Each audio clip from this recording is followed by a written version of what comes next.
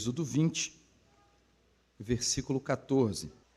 A palavra do Senhor nos diz assim: não adulterarás. Não adulterarás. Vamos orar ao Senhor? Pai Santo, Deus bendito, Deus Todo-Poderoso, nós estamos aqui nesta noite reunidos em Teu nome, desde o mais novo ao mais velho, reunidos em Teu nome. E nós agora, Pai, clamamos ao Senhor, que o Senhor abra o nosso entendimento, ilumine a nossa mente, de maneira que nós consigamos sair daqui edificados, sejamos confrontados pelo nosso pecado, mas também olhemos para a cruz de Cristo, para o sacrifício perfeito do nosso Senhor e Salvador Jesus Cristo, e percebamos que somente ali, em Jesus Cristo, nele, a redenção dos nossos pecados, a restauração para uma vida reta e digna segundo a Tua vontade. Por isso, Pai, abençoa-nos com o entendimento da Tua palavra nessa noite. É o que nós pedimos ao Senhor, em nome de Jesus. Amém. Antes de falar a todos, eu quero falar às crianças.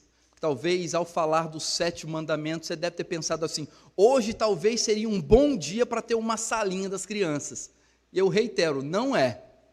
Não é. Talvez nós vamos falar aqui algumas coisas que depois seu filho vai virar para você no carro ou em casa: ô pai, o que era aquela palavra que o pastor falou? E nós vamos procurar aqui, como nós estamos tratando de palavra de Deus, ser o mais respeitoso possível tratando deste assunto. Mas crianças, prestem atenção aqui no pastor. Vocês já ouviram falar em promessa? Promessa. Sabe quando a mamãe fala assim: olha, nós vamos fazer uma surpresa no aniversário do papai, mas promete para mim que você não vai contar nada, é surpresa. Prometer é cumprir aquilo que você afirmou que dizia. Sabe quando você tem que guardar um segredo, ou quando você precisa ajudar a mamãe ou o papai a fazer alguma coisa? Agora me digam, é importante cumprir promessa?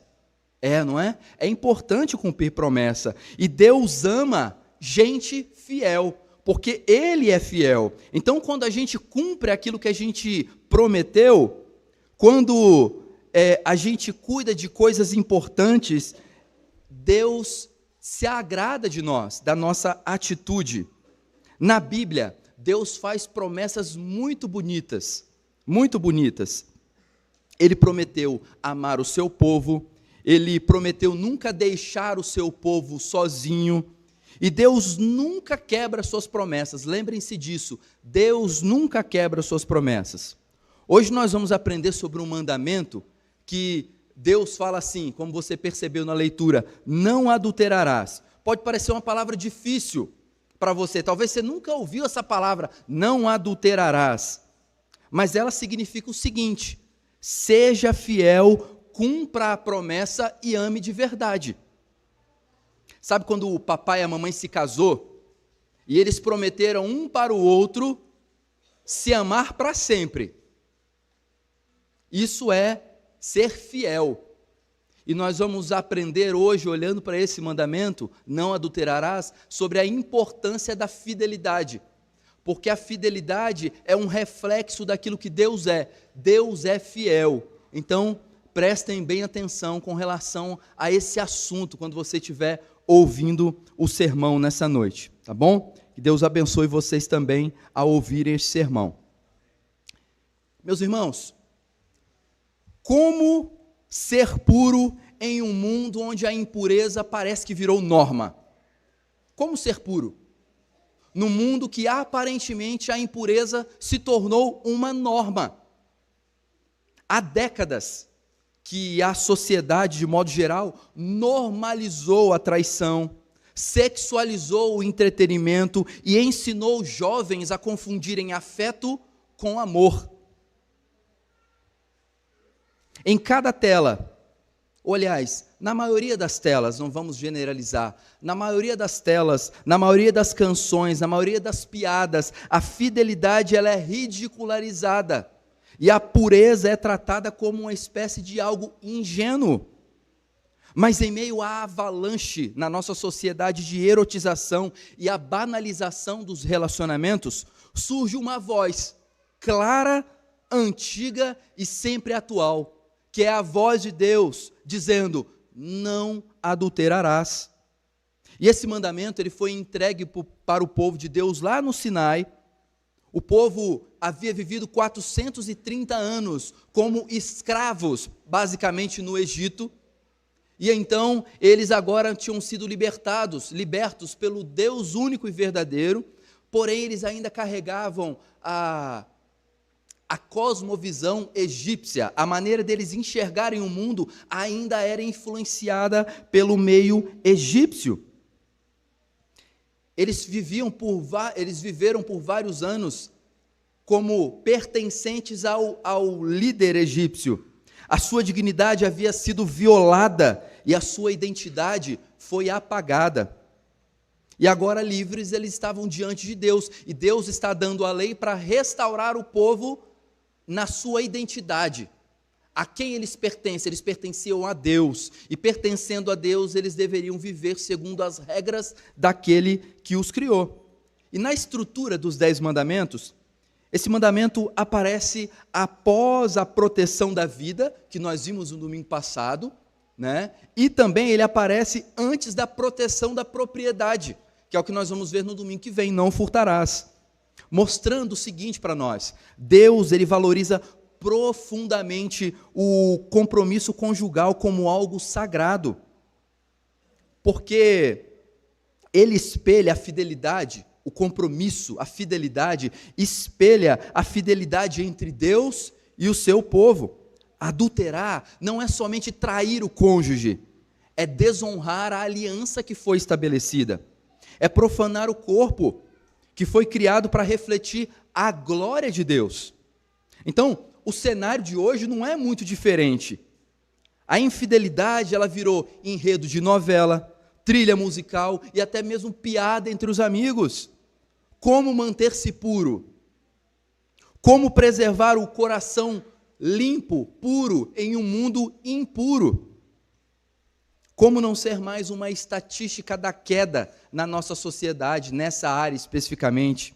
O mandamento não adulterarás, ele é, na verdade, um chamado à pureza, à integridade, à fidelidade, um chamado a viver a santidade de Deus também com o corpo. Nós não acreditamos, como os gregos, nessa dicotomia entre corpo e alma. O que nós somos? Nós somos corpo e alma.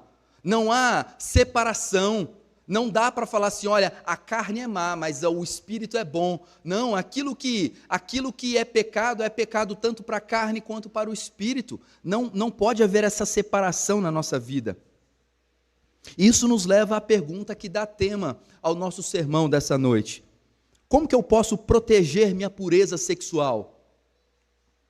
Nós vamos responder essa pergunta começando pelo fundamento de tudo: a sua aliança com Deus. Então nós vamos ver isso em 3 partes. Em primeiro lugar, eu quero mostrar que uma das maneiras para a gente proteger a nossa pureza sexual é guardando a aliança que nós estamos com Deus.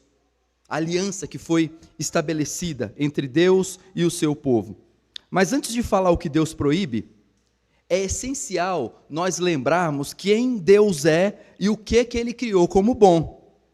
A visão bíblica de sexo não começa com uma restrição, mas com uma celebração. A sexualidade, ela é um dom de Deus, dado ao ser humano antes da queda, como parte da ordem da criação. A união física entre marido e mulher não é uma invenção da cultura, e muito menos resultado dos instintos, como aquele filme que passou milhões de vezes na sessão da tarde, Lagoa Azul, parece nos ensinar. É um instinto do ser humano. Não, a sexualidade é criação de Deus para o ser humano. Foi ideia dele isso. E ele mesmo abençoou Adão e Eva, lá no Éden. Em Gênesis 1:28, ele dá essa ordem a Adão e Eva: sede fecundos, multiplicai-vos e enchei a terra, como consequência de desfrutar a bênção do sexo dentro do casamento, como algo criado e abençoado pelo Senhor. O primeiro casamento foi celebrado pelo próprio Deus lá no Éden. E como se não bastasse, o Espírito Santo, ele inspirou homens a escrever poemas de amor. Se você nunca leu, eu oriento que você leia com a sua esposa, ou com o seu marido, mulher, Cantares de Salomão. Eu sei que vai haver teólogos que caminham para um outro entendimento, mas, na minha visão, esse texto é um poema de amor de um homem a uma mulher, e representa a união entre Cristo e a igreja, entre Deus e o seu povo também.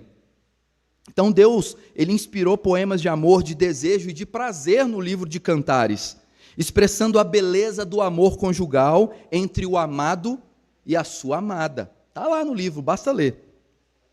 Portanto, proteger a pureza sexual não é desprezar o dom do sexo, mas reconhecer o lugar onde ele floresce, e onde ele unicamente pode florescer, dentro da aliança do casamento.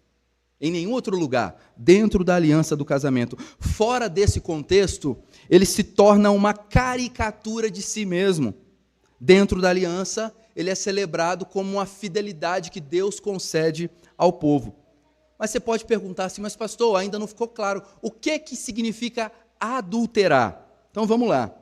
A resposta mais direta é que adulterar é romper com a fidelidade da aliança conjugal.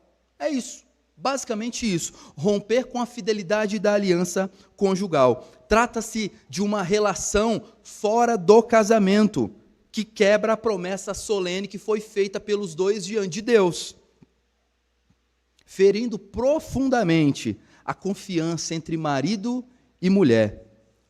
O sétimo mandamento, então, existe para proteger, e para proteger o casamento. Esse é o propósito de Deus em dar este mandamento, a proteção do casamento através da fidelidade à aliança conjugal. O adultério, meus irmãos, ele é particularmente grave, porque ele não atinge somente o corpo, ele atinge a alma da aliança que foi estabelecida. Ele trai a intimidade, ele destrói o compromisso e fere profundamente a imagem do Deus que é fiel, que jamais abandona sua noiva. Por isso, nas Escrituras, o adultério sempre, pelo menos no Antigo Testamento, ele é fortemente punido, ele é punido com severidade. Em Levítico, no capítulo 20, versículo 10, é dito: o homem que adulterar com a mulher de outro, certamente morrerá o adúltero e a adúltera.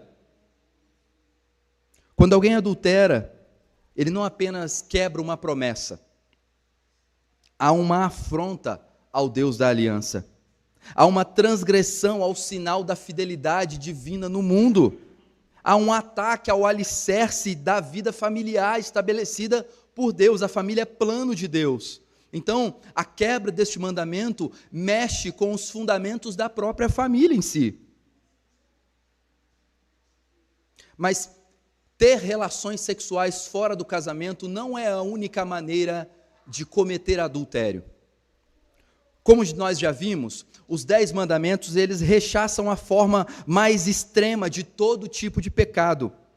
Mas implicitamente, os mandamentos também rejeitam todos os pecados menores que conduzem a esse pecado mais extremo.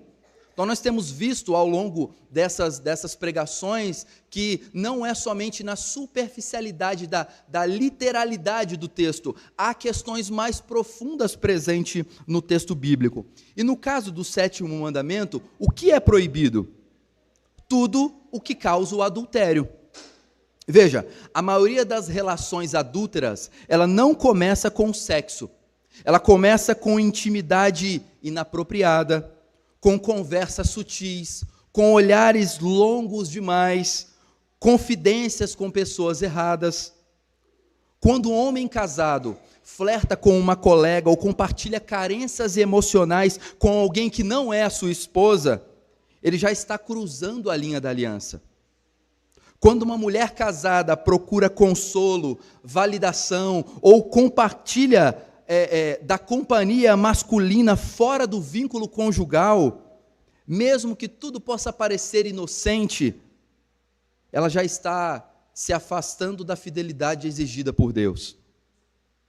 Solteiros também não são isentos à quebra deste mandamento. Aproximar-se do cônjuge de outra pessoa ou estimular uma relação dúbia a alguém que já é comprometido, é desonrar a aliança alheia, é participar da desonra dessa aliança. Deus, então, ele nos chama à vigilância. Isso significa, então, que nós precisamos estabelecer limites claros nos relacionamentos e manter distância saudável da tentação, seja no trabalho, seja nas redes sociais, ou seja até mesmo dentro da igreja. O mandamento não é apenas negativo. Ele exige que maridos e esposas cultivem intencionalmente o amor um pelo outro, seja de maneira emocional, seja de maneira espiritual ou até mesmo sexualmente. Guardar a sua aliança com Deus, meu irmão, também significa guardar a sua aliança conjugal, mesmo quando ninguém está olhando. E também é importante nós compreendermos que o adultério não é a única maneira de quebrar o sétimo mandamento. O sétimo mandamento proíbe toda a forma de imoralidade sexual. Não adulterarás também significa não fornicarás. A fornicação é a relação sexual em um relacionamento fora do compromisso da aliança do casamento. Então, todo homem e mulher que tem relação sexual fora da aliança do casamento, isso é fornicação. Ainda que eles não sejam casados, ainda que talvez é um casal de namorado que fez promessa de aliança, o sexo só pode ser desfrutado depois da aliança pronta, não a promessa da aliança. Você só se casa quando, na nossa cultura, você vai lá no cartório e então tem todo aquele trâmite legal perante o nosso tempo de agora. Talvez no futuro pode mudar essa visão social, mas dentro da nossa cultura, alguém casado é alguém que foi até o cartório, deu entrada nos documentos e passou por todo aquele processo. É isso que é a validação do casamento na nossa cultura.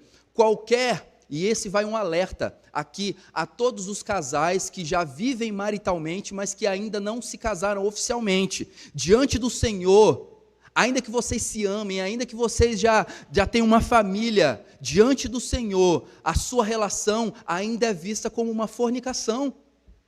Portanto, a minha orientação para você é legalize isso o mais rápido possível. Vai ao cartório e passa essa mulher para o seu nome logo. Ou se você quiser pegar o nome dela, hoje em dia tem gente que aceita, vai lá e pega o nome dela, mas oficialize essa união. Nós já temos tantos problemas que nós causamos, não tem essa aceitação social. Tenha isso, o parâmetro do Senhor é o casamento. É o casamento. Como a sociedade legaliza o casamento. Então, se você não é legalmente casado, você está em desobediência à palavra do Senhor. Não importa quanto tempo vocês estão juntos, não importa quantos filhos vocês já têm, a ordem do Senhor é: se você é um servo de Deus, você precisa viver debaixo dessa legalidade. Mas o que mais é proibido pelo sétimo mandamento? A resposta ela é direta: toda expressão sexual que viole a aliança do casamento. E isso inclui não apenas o adultério em si, mas também a prostituição, também a fornicação, também o relacionamento homossexual. Por quê? Porque o padrão bíblico é claro. O sexo foi criado para ser desfrutado exclusivamente entre um homem e uma mulher dentro do casamento. Só. É isso que Deus orienta. Mas além disso, o mandamento também condena qualquer tipo de violência sexual, estupro, abuso infantil, incesto ou mesmo o abuso dentro do próprio casamento. Não é aceito por Deus. O abuso dentro do próprio casamento também é quebra do sétimo mandamento. E nada disso é aceitável diante de Deus. O sétimo mandamento ele é abrangente, mas ele é sem brechas, nem justificativas culturais ou justificativas emocionais podem justificar a desobediência à palavra de Deus. Deus protege algo que Ele mesmo criou. Mas por que o adultério e todas as distorções sexuais são tão seriamente condenadas? Não é porque Deus é contra o sexo. Não é isso. Porque foi Ele mesmo que criou. É exatamente o contrário. É porque Ele valoriza profundamente o que Ele criou. Deus projetou essa relação entre homem e mulher como uma força de comunhão e de intimidade. É a ideia de uma supercola espiritual e emocional que sela e fortalece a aliança conjugal. Como disse o pastor já falecido Tim Keller, a relação entre um homem e mulher é o cimento da aliança. É algo que une o corpo, une a alma, une o coração, em um compromisso total de aliança conjugal. Por isso, a Bíblia, ela ordena que marido e mulher mantenham uma vida sexual ativa e mútua. Eu sei, vocês vão ter problemas com os filhos na hora de ir embora. Vai ter muita coisa que vocês vão ter que explicar. Talvez, crianças, vocês estão ouvindo aqui coisas agora que é coisa de adulto. Mas se você tiver alguma dúvida, pergunte o papai e a mamãe ou depois pergunte o pastor, né? Que a gente dá um jeito de explicar. Em 1 Coríntios 7, se você, homem, não tem esse texto marcado na sua Bíblia, tenha. Você é homem casado. O apóstolo Paulo fala assim: marido, pague à mulher aquilo que lhe é devido. E da mesma sorte a mulher ao marido. Não vos priveis um ao outro. E essa instrução, meus irmãos, em 1 Coríntios 7, versículo 3 e versículo 5, essa instrução, ela revela uma coisa importante. A regularidade sexual dentro do casamento não é apenas uma questão de desejo, é um dever de amor. Quando um casal negligencia a intimidade física, abre brechas emocionais e espirituais que podem se tornar férteis à tentação do diabo. A tentação do diabo. Isso pode causar também distanciamento entre o casal. O apóstolo Paulo afirma que a privação mútua no casamento só deve ocorrer com consentimento e por breve tempo. Lá no versículo 5 de 1 Coríntios 7, na segunda parte, o apóstolo Paulo fala que essa privação só pode ocorrer com mútuo consentimento e por pouco tempo. Para quê? Para que Satanás não tente o casal por causa da incontinência. Meus irmãos, então, tanto você, homem, quanto você, mulher, que são casados, vocês não podem privar o outro desta prática. Então, existem muitas mulheres que colocam o seu marido em dificuldades, em abertura para a tentação, seja para pornografia, ou seja para relacionamentos no casamento, porque a mulher está tendo algum tipo de dificuldade e ela não procura ajuda. Então, tenha conversas com outras mulheres. Entenda que talvez o seu corpo está mudando e você precisa de ajuda. Não é normal que uma mulher fique sempre com o sono da morte. Não é normal. Há algum problema nisso. Não é normal que o homem esteja sempre enfraquecido, triste. Isso não é normal. Deus criou essa relação para ser um desfrute dentro do casamento. Um desfrute dentro do casamento. Casais piedosos também devem cultivar uma vida sexual saudável e regular como parte do zelo da aliança.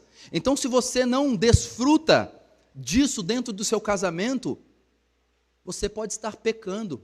E pior, você está incentivando o outro também a pecar. Então, mulher, se está passando por alguma dificuldade, procure um médico. Procure a ajuda de uma outra mulher mais experiente. Homem, se está tendo alguma dificuldade, procure. Talvez você precisa fazer um exame, a sua testosterona está baixa. Eu sei que conforme a idade vai passando, talvez é natural para alguns o desejo ir diminuindo. Mas o sexo é para ser desfrutado mutuamente. E aí talvez você está perguntando assim, pastor, fala, pastor. E aí você está perguntando, pastor, mas qual a regularidade? Segundo o apóstolo Paulo, em 1 Coríntios 7, toda vez que uma das partes quiser. Essa é a regularidade. Porque o seu corpo não pertence mais a você, pertence ao outro. Então, vejam como que talvez esse assunto pode ser um tabu, e talvez esse não era o assunto que você esperava ao visitar uma igreja no domingo. Mas nós estamos tratando de palavra de Deus, e a sexualidade faz parte, vocês vão perceber ao final desse sermão, que a sexualidade, ela tem uma influência muito maior na nossa espiritualidade do que nós imaginamos. Deus nos fez seres sexuais não para o consumo, mas para o compromisso. Isso deve ser desfrutado dentro do compromisso da aliança. Essa união, ela deve ser a expressão física de entrega espiritual e emocional entre dois que se pertencem à aliança. Fora dessa aliança, essa relação perde o sentido, perde o propósito. E junto da aliança, ela é uma alegria, ela é um fortalecimento dessa aliança estabelecida diante de Deus. Irmãos, sempre que o ser humano procura isolar os prazeres do sexo à parte da aliança matrimonial, ele se coloca em sombras da morte. Todas as vezes. Isso ocorre porque há uma estreita relação entre a sexualidade e a espiritualidade. A união entre o homem e a mulher, ela tem um destino. Se você já leu Cantares, você percebe que há ali uma fala poética de uma relação entre um homem e uma mulher, de uma mulher para com o homem, mas há um ensino ainda maior do que isso, que é o quê? Que é o amor entre Deus e o seu povo. E mais objetivamente na nova aliança, entre Cristo e a igreja. Então, a união entre o homem e a mulher destina-se a exemplificar o relacionamento exclusivo entre Deus e o seu povo. Quando os israelitas eram infiéis, quando a gente está lendo o Antigo Testamento e nós percebemos que algum profeta, algum homem de Deus aponta para essa infidelidade do povo de Deus, eles são acusados de adultério espiritual. A palavra adultério aparece ali em Jeremias, em Oséias, em Malaquias, essa ideia de adultério espiritual. E o Novo Testamento, ele aprofunda o mistério, definindo o casamento em termos da nossa relação com Jesus, ou seja, a relação da união entre marido e mulher exemplifica Cristo e a igreja. Dessa forma, para o cristão, todo ato de imoralidade sexual é um ato de profanação espiritual.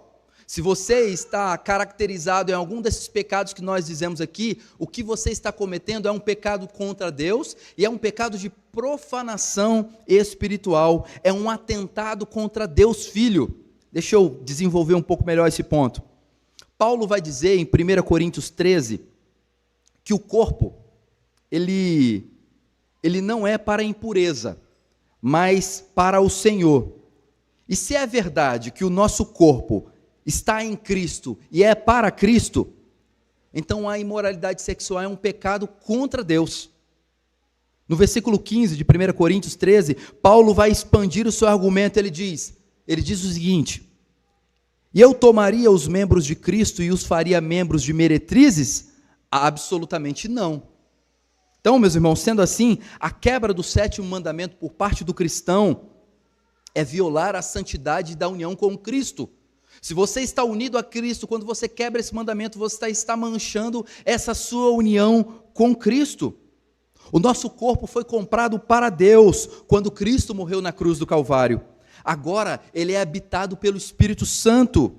Isso significa que tudo que nós fazemos com o nosso corpo está diretamente relacionado com a nossa comunhão com Deus, com Deus Trino.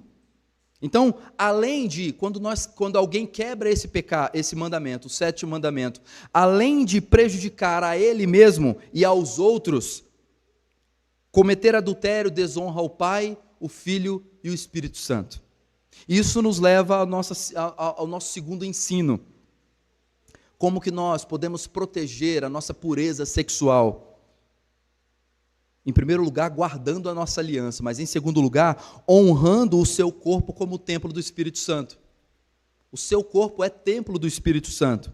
O apóstolo Paulo escreve aos Coríntios, e a cidade de Corinto era uma cidade marcada por imoralidade sexual, era uma cidade portuária, tinha gente de tudo quanto é lugar, então nessa área era uma grande bagunça, era um ambiente semelhante ao nosso, da atualidade, com dificuldades e problemas semelhantes ao nosso.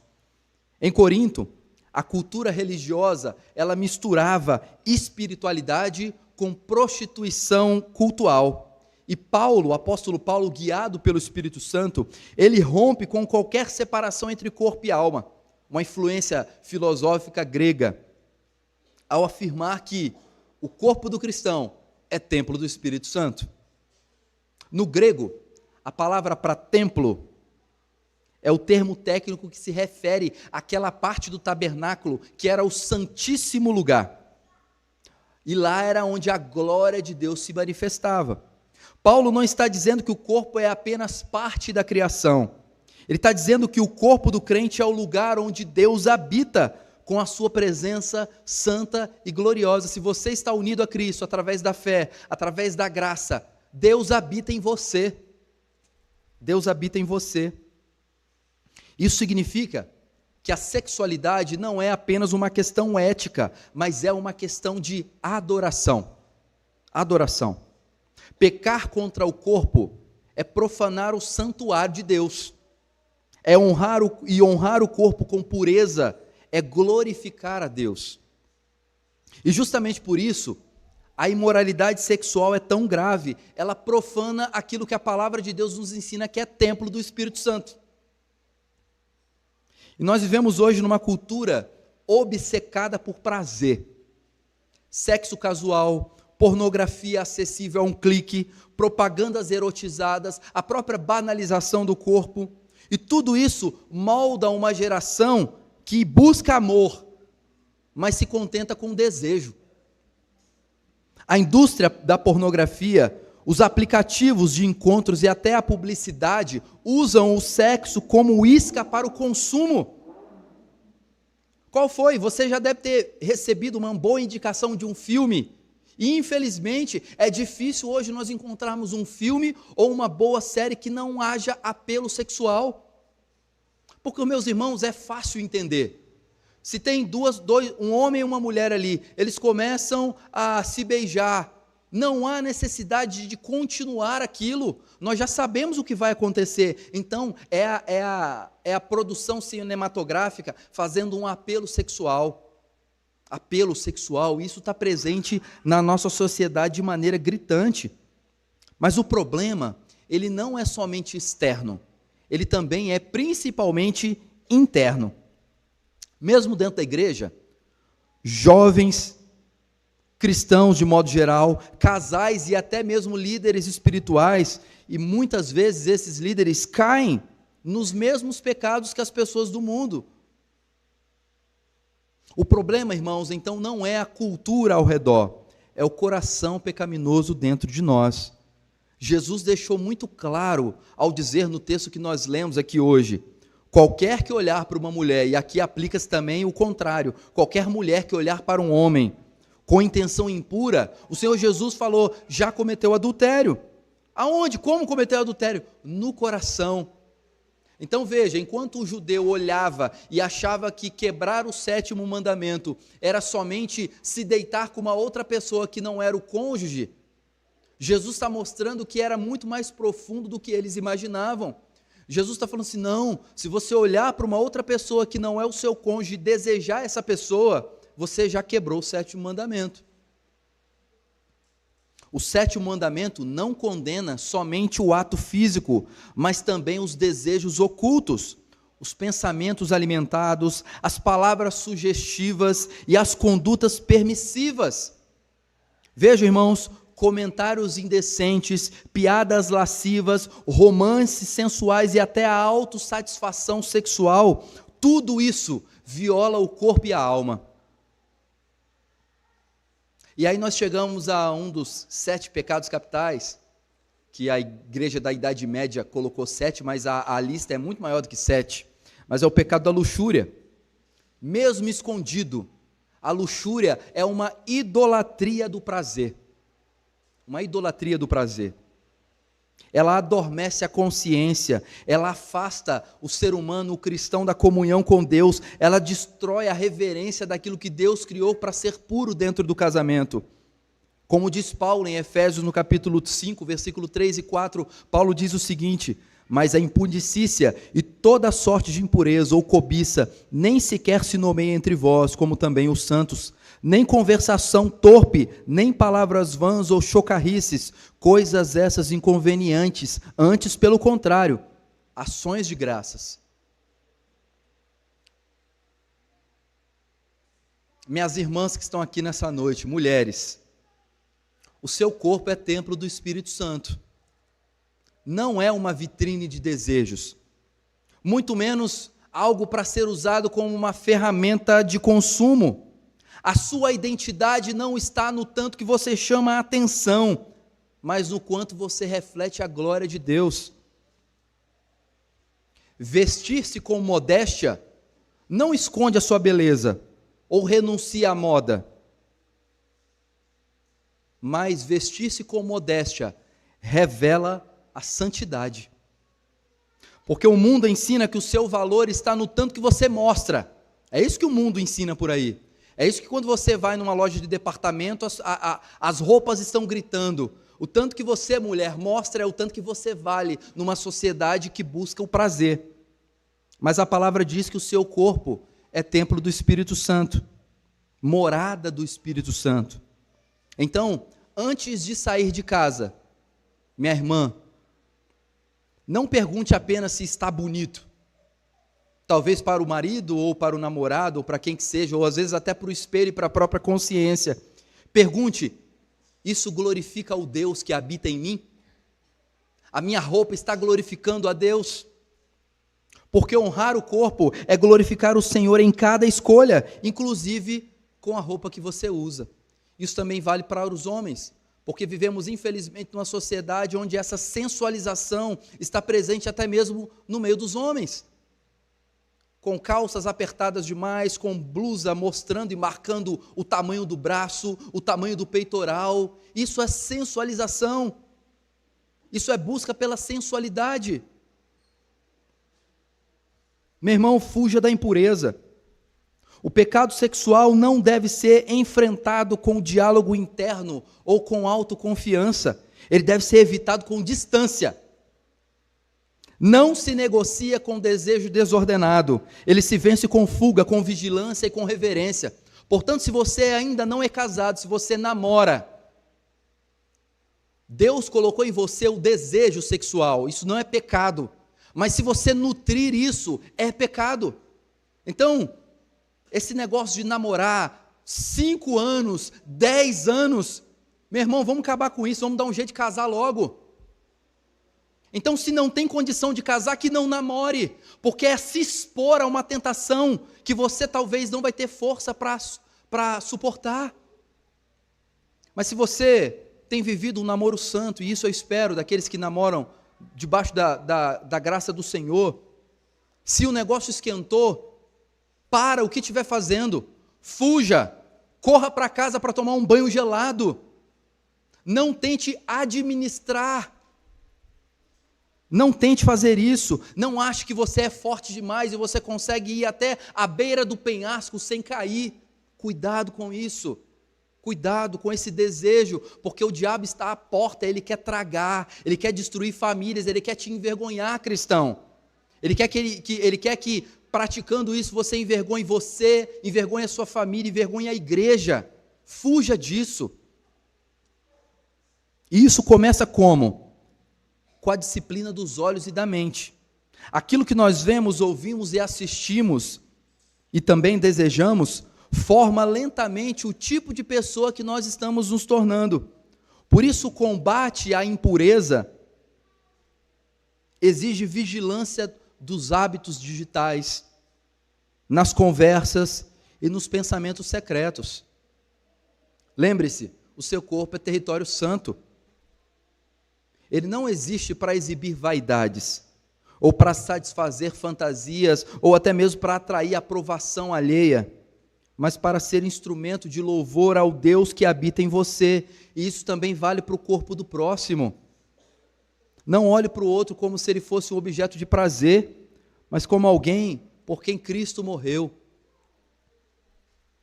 Não procure, ou aliás, procure não confiar na sua força de vontade, como se você fosse suficiente. A luta contra o pecado sexual só pode ser travada com o temor do Senhor e a dependência diária do Espírito Santo. Você não é autônomo. Você não é dono de si, você foi comprado com um alto preço. E então honrar o corpo é glorificar o Deus que habita em você. Como eu posso então proteger a minha pureza sexual? Guarde a sua aliança com Deus, honre o seu corpo como templo do Espírito Santo, e em terceiro e último lugar, confie no Evangelho que perdoa e que transforma. A pureza sexual, ela não é um instrumento para os fortes. Eu gosto sempre daquele hino que fala, não é dos fortes a vitória, nem dos que correm melhor, mas dos fiéis e sinceros que seguem junto ao Senhor. Então não é a sua força, não é a quantidade de coaches que você ouviu nessa área, você precisa ser totalmente dependente do Senhor também nessa área. Mas a sua pureza é uma dádiva da graça daqueles que se rendem a Cristo. Diante da severidade do sétimo mandamento, talvez alguns pensem assim, eu já quebrei esse limite, pastor. E agora? E agora? Eu não quero que você saia daqui como uma pessoa me disse que no domingo passado ela saiu daqui falando assim, eu acho que eu sou um serial killer, eu já matei muita gente no coração. Eu não quero que você saia daqui com o peso, lógico que foi uma aplicação, né, para entender a profundidade do pecado, mas eu não quero que você saia daqui como eu sou um adúltero. Eu não quero que você saia daqui assim. Eu quero que você saia daqui confiando. E aí vai uma resposta até aqueles que namoram. Não permita que os outros fiquem com piadinhas com você. Mostre a sua santidade. Se você namora, não tenha dúvida. E não permita também que o outro tenha dúvida ou faça brincadeiras com você que possam denegrir a sua santidade, a sua pureza. Questione. Quando alguém fizer uma piada, fala assim, não, aqui não, eu estou me guardando para o casamento. Porque, para mim, isso é coisa séria. Nós estamos namorando debaixo do temor do Senhor. E aí você precisa se dedicar à leitura da palavra, à oração, a entender as suas tentações para fugir dessas coisas. Não são coisas fáceis que nós estamos fazendo aqui, falando aqui nessa noite. Mas diante da severidade do sétimo mandamento, existem algumas pessoas que podem pensar, como eu já disse, pastor, eu já quebrei esse mandamento. E agora? E a resposta do Evangelho ela é clara. Há perdão real. Há poder para um novo recomeço. Uma ocasião não define quem você é. Se você está em Cristo, ainda que você já tenha caído nesse pecado, ainda que tenha trazido problemas e consequências para a sua vida, isso não muda quem você é em Cristo, você continua sendo um filho de Deus, desde que você se arrependa e mostre a ação de Deus na prática. Na cruz, Jesus foi tratado por aqueles que o acusavam como um adúltero da lei, um adúltero espiritual, e muito embora ele fosse puro. E por que ele foi acusado assim? Para que adúlteros pudessem ser tratados como santos. Ele foi despido publicamente, para que eu e você pudéssemos ter a nossa vergonha coberta. Ele sofreu fora do arraial, para restaurar impuros como nós. Em Cristo, meus irmãos, não há pecado tão profundo que a graça não possa perdoar, nem impureza tão enraizada que o Espírito não possa purificar. Então aqui eu quero abrir um parênteses. Em muitos casos onde nós lemos aqui o texto no momento de confissão, e o próprio Senhor Jesus fala de dar carta de divórcio, e ele fala, olha, a carta de divórcio é por conta da dureza do coração de vocês, porque o ideal é perdoar. Mas nós vivemos numa sociedade onde a imoralidade tem imperado, mas quando acontece esse tipo de coisa, para muitas pessoas deve haver um afastamento, não deve haver restauração. Mas como servos de Deus, quando alguém cai em pecado, o que nós precisamos ver e esperamos que se aconteça é o perdão, é a restauração tanto daquele que caiu como do casamento. E meus irmãos, não permitam de achar que a ocasião molda o próprio caráter, ou a ocasião molda a identidade daquela pessoa. Todos nós já caímos nesse pecado, seja literalmente ou seja no coração. Todos nós, de alguma maneira, somos quebradores do sétimo mandamento, somos adúlteros em potencial. O que nos sustenta para a salvação É a graça de Deus, é o sacrifício de Cristo na cruz do Calvário. Então, não há pecado tão profundo que a graça não possa perdoar, nem impureza tão enraizada que o Espírito não possa purificar. Lá em 1 João, no capítulo 1, versículo 9, o apóstolo João relata o seguinte: se confessarmos os nossos pecados, Ele é fiel e justo para nos purificar de toda a injustiça. É isso que nós cremos. A restauração, o evangelho de perdão do passado, mas também de transformação de vida para o futuro. O evangelho não é apenas a boa notícia de que nós somos perdoados, ele é também a boa notícia de que nós também somos transformados. Paulo, escrevendo a Tito, no capítulo 2, versículo 11 e 12, ele diz que a graça de Deus se manifestou, nos ensinando a renunciar à impiedade e às paixões mundanas, vivendo de forma sensata, justa e piedosa. Irmãos, a mesma graça que perdoa o passado é a graça que treina o nosso coração para viver em santidade no presente. O puritano Thomas Watson, ele disse que imagens pornográficas transmitem secretamente veneno para o coração. Veneno para o coração. Ninguém munido de boa consciência injetaria veneno no seu próprio coração se desejasse viver. Ninguém. Da mesma forma que no passado, cristãos não ousariam entrar, e aí a gente vai denunciando a idade, talvez vai ter pessoas aqui que nem sabem o que é isso, mas que servos de Deus jamais entrariam quando tinha um estabelecimento comercial chamado locadora, e lá na locadora tinha uma salinha no cantinho, e lá dentro havia vídeos pornográficos. Nenhum cristão em sã consciência entrava naquela sala. Por quê? Porque não dava para ser oculto na locação daquele vídeo. Ele tinha que entrar, e se entrasse ele podia se deparar com um pastor ali alugando um filme de ação. Imagina a vergonha. Ou ainda pior, ainda que ninguém o visse, o dono da locadora sabia que ele havia alugado aquilo ali. E depois ele ainda corria um outro risco, que tinha que devolver a fita cassete, rebobinada para não ganhar multa.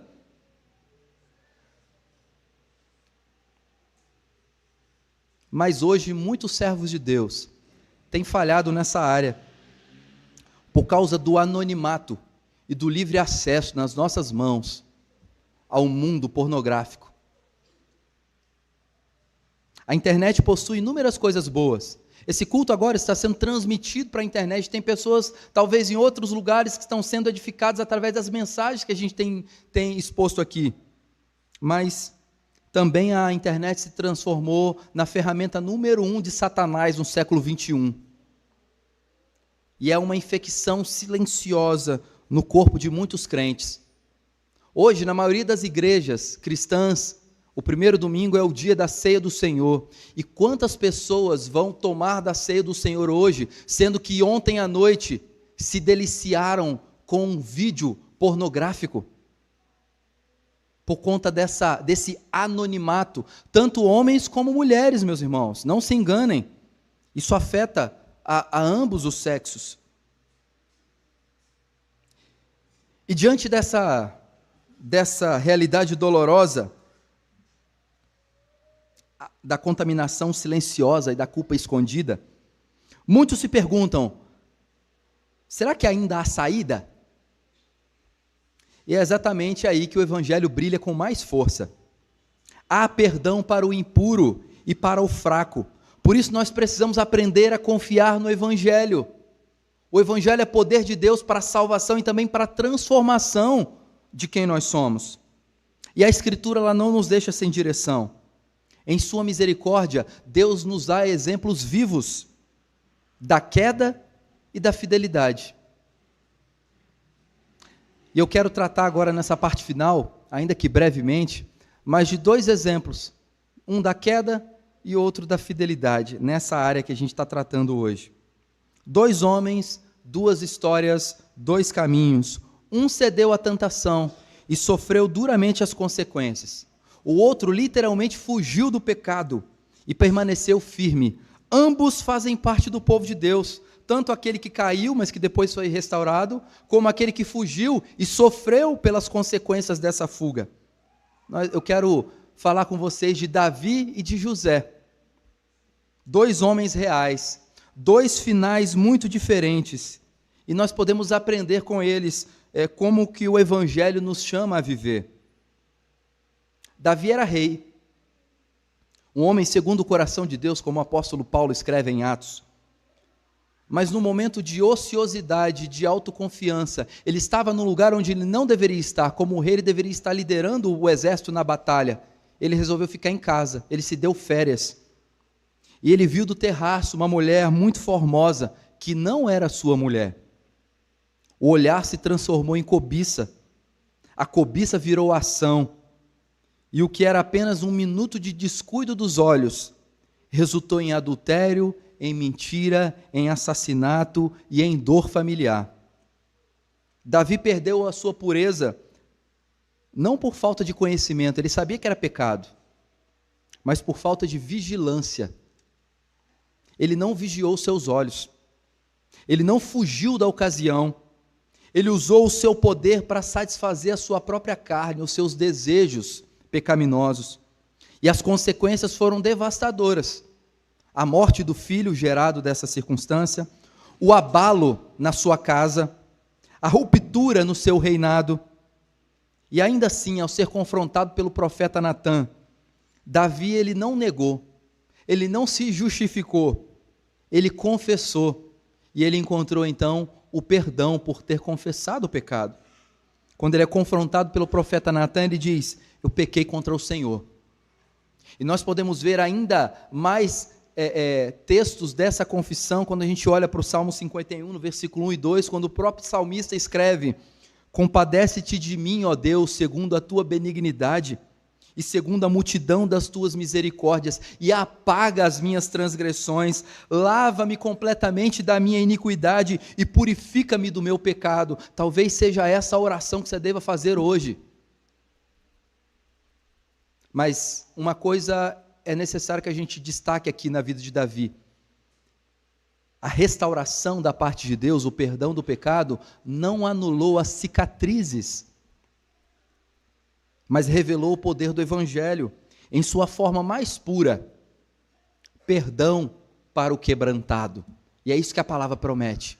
Então não importa os caminhos tortuosos que você andou, se você pedir perdão, Deus está sempre de braços abertos para te perdoar e dizer depois para você: vá e não peques mais. Mas nós vemos um outro personagem que, diferentemente de Davi, que caiu, é José. José, as escrituras dizem que José era um cara bonitão, e a esposa de Potifar ficou maluca por ele. Potifar trabalhando o dia inteiro, ele ali na casa, e então ela atacou ele literalmente. A gente não vê nas escrituras, mas a gente não tem palavras ali, mas a ideia de uma mulher atacando um homem para cometer adultério.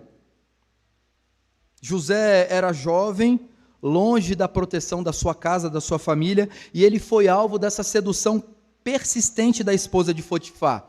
Ele poderia ter cedido, talvez ninguém nunca saberia, seria um segredo dele com a esposa de Potifar, mas José lhe temia Deus, e quando a tentação se tornou agressiva, o que ele fez? Ele fugiu literalmente, ao ponto das escrituras registrarem que a roupa dele ficou na mão dela. Ele saiu correndo: sai daqui, Jezabel. E ele diz em Gênesis 39:9, uma frase belíssima, ele diz: como, pois, cometeria eu tamanha maldade e pecaria contra Deus? José mostra aqui que quebrar o 7º mandamento é um pecado contra Deus, e traz consequências sérias para a vida daquele que faz isso, e que insiste em fazer isso. José, ele perdeu a reputação, mas ele guardou a sua integridade diante do Senhor. Ele foi preso injustamente, mas permaneceu limpo diante de Deus. E mais tarde, ele foi exaltado e foi usado como instrumento de Deus para a preservação de um povo. E aí então José passa a tipificar a Cristo. aquele que sofre as consequências e depois é instrumento para a bênção do povo de Deus. Há uma lição para nós aprendermos, tanto na história de Davi, como na de José. Davi caiu, mas ele foi restaurado. José resistiu e foi preservado. Um nos mostra que há perdão para aquele que tropeça, e o outro, que há poder para quem resiste. Ambos apontam para a mesma verdade. O coração que teme ao Senhor tem um refúgio seguro. Onde é o refúgio seguro? Aos pés da cruz, na graça que perdoa e que transforma. Concluindo, irmãos, proteger a pureza sexual não é apenas uma questão de conduta, é uma questão de aliança, de adoração e de redenção também. É uma resposta ao Deus que nos chamou das trevas para a luz, que redimiu os nossos corpos, as nossas mentes, as nossas vontades, para vivermos como um povo santo neste mundo impuro. Você é chamado para ser sal e luz num mundo impuro. Nós vimos que guardar a pureza começa com guardar a aliança com Deus. Antes de ser fidelidade conjugal, é fidelidade espiritual. Antes de evitar o adultério, é amar a Deus de todo o coração. O 7º mandamento, ele protege o casamento, porque protege a imagem da aliança entre Deus e o seu povo. Mas aprendemos também que honrar o corpo é glorificar o Deus que habita em nós. Nós não somos donos de nós mesmos. Nós somos comprados com alto preço. O corpo do cristão não deve ser palco de desejo do mundo, porque é templo do Espírito Santo. O que fazemos com o nosso corpo revela quem governa o nosso coração. E por fim, nós somos lembrados que o Evangelho é suficiente para perdoar os impuros e para transformar os fracos. Davi caiu, mas ele encontrou graça. Jacó resistiu, José resistiu, porque ele temia a Deus. Em ambos, nós vemos a mão de um Deus que salva e que também sustenta. Então, o que a gente tem que fazer agora, depois disso tudo que ouvimos? Se você caiu, seja em adultério, seja em fornicação ou em qualquer outro desses pecados que nós destacamos aqui, peça perdão, confesse. Cristo foi despido para cobrir a sua vergonha. Não há culpa que ele não possa apagar com o seu poder e com a sua graça. Mas se você luta, o chamado de Deus para você hoje é: continue perseverando. O Espírito que habita em você é mais forte do que qualquer tentação neste mundo. Continue sendo fiel àquele que Deus te colocou como cônjuge. E se você permanece sendo fiel, vigie, meu irmão. Esteja atento aos seus olhos, aquilo que você consome, porque isso influencia o seu coração. A queda começa com um olhar solto, mas a pureza começa sempre com um coração cativo diante de Deus.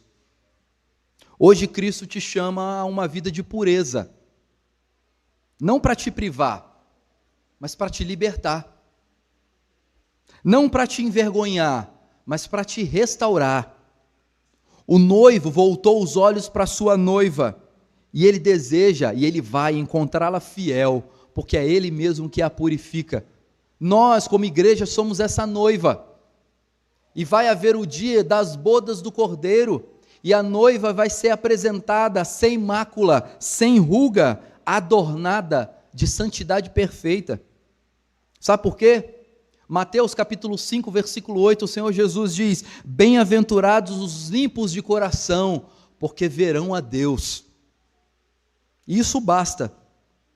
Ver a Deus, o desejo de ver a Deus, deve ser maior do que qualquer tentação ou pecado passageiro nessa vida. Guarde a sua aliança, honre o seu corpo e confie no Evangelho. Viva de fato como alguém que pertence a Cristo. Que Deus nos abençoe para vivermos essas verdades na nossa vida e louvarmos ao Senhor também na nossa aliança conjugal.